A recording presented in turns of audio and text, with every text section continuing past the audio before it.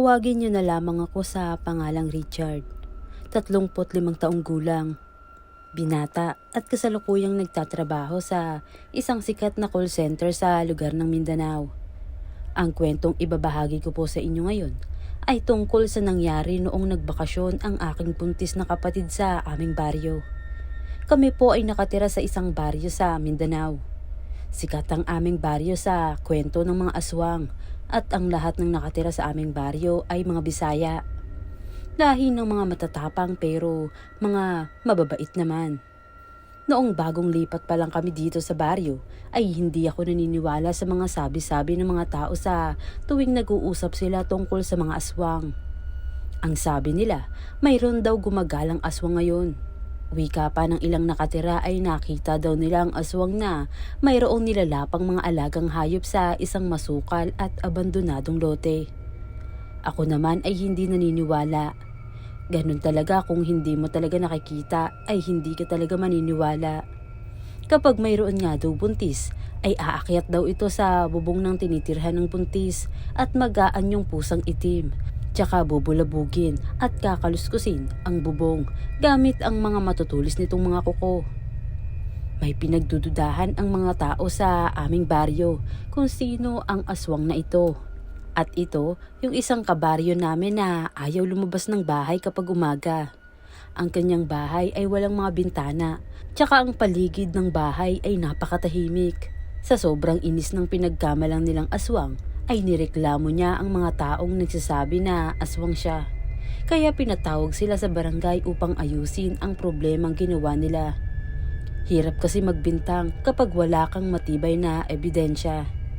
Subalit yung ibang tao naman ay naniniwala talaga na aswang ang taong iyon dahil noon pa man daw ay nasa lahi na nila ang pagiging aswang.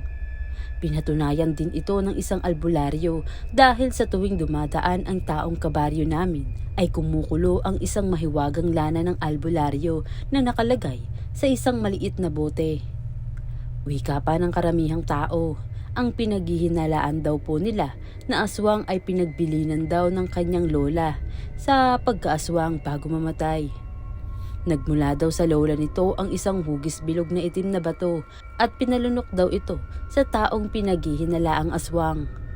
Yung itim na bato ang dahilan kaya uhaw sa dugo at naghahanap ng laman ng tao at hayop ang aswang. Kung sino man ang pinagbilinan ng itim na bato ay hindi maaaring mamatay hanggat hindi pa nito naipapasa sa iba ang itim na bato at bagong tagapagmana sa pagiging aswang. Bago kasi mamatay ang lola nito sa bahay, 1 taon na ang nakakalipas. Pinatawag daw ito at mayroon daw mahalagang ipapamana sa apo nito. Tinanggap daw ito ng apo kahit labag sa kanyang kalooban.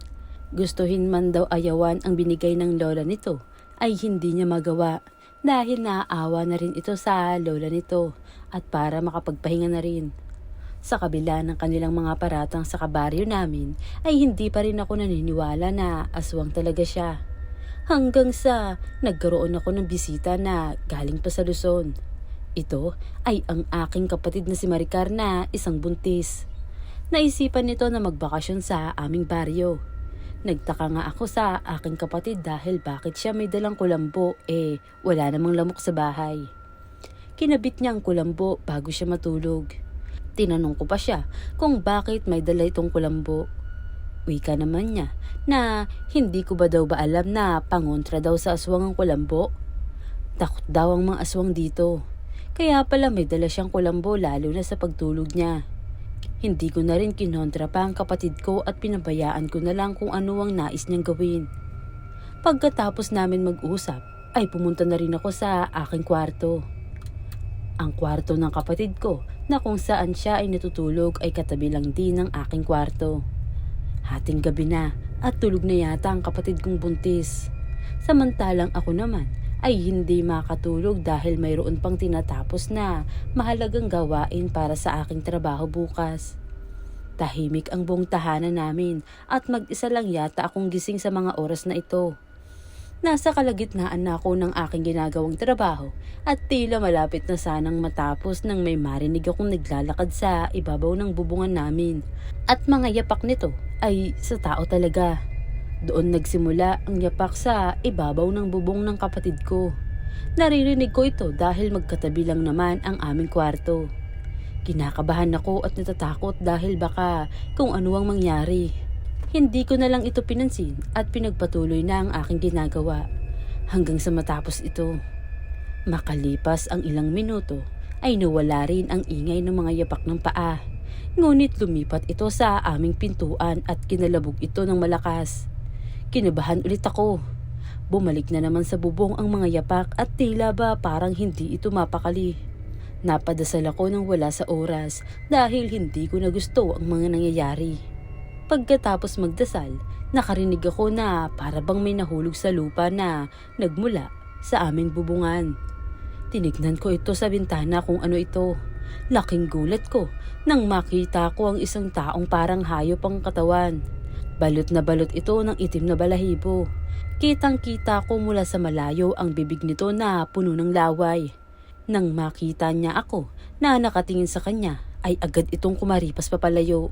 Hindi na ako nakatulog dahil kakaisip na baka bumalik yung nakita ko. Dito pa lang ako naniwala na totoo talaga ang mga nilalang na aswang. Kinaumagahan, kinuwento ko ang aking mga nasaksihan sa mga kasama ko sa bahay. Lalong-lalo na sa aking kapatid na buntis. Tinignan din namin ang ibabaw ng bubong at doon ay nakahulma talaga ang mga yapak at bakas na iniwan ng nilalang na aswang. Napakadelikado talaga sa baryo namin sapagkat hanggang ngayon ay hindi pa rin nahuhuli ang aswang na gumagambala sa mga kabahayanan. Yung buntis kong kapatid naman ay minaigi na lang na pauwiin siya sa bahay nito para walang mangyaring masama sa kanya at sa pinagbubuntis nito.